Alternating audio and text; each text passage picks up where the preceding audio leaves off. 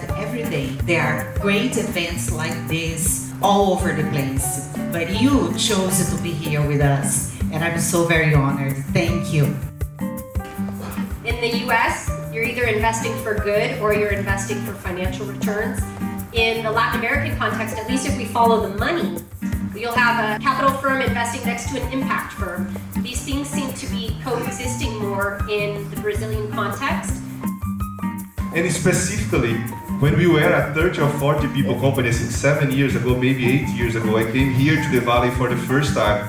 And I started interacting with BayBrazil when BayBrazil was just starting also too. And I learned a lot from the Valley.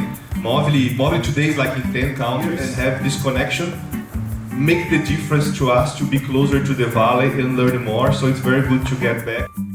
I'm moving to Sao Paulo and I just, in the beginning I do everything myself. I go and do the relationships myself. I understand the culture myself. I settle in and, that's sort of, I just really kind of immerse.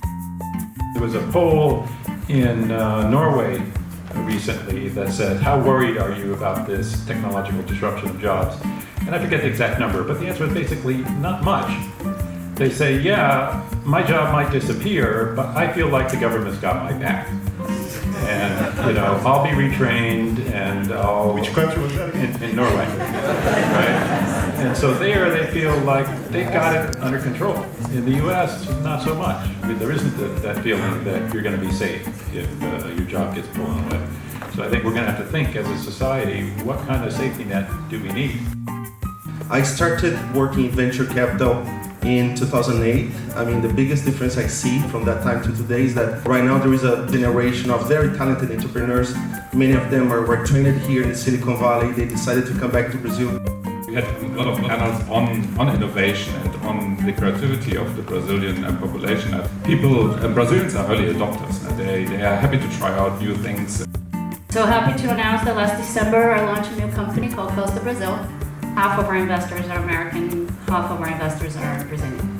It's the first designer clean luxury brand to come to market. Taking the risk of leaving a career that I think was going well to start something new was really scary. And I go to his office and he's like, André, shut the door. I'm like, what do I do?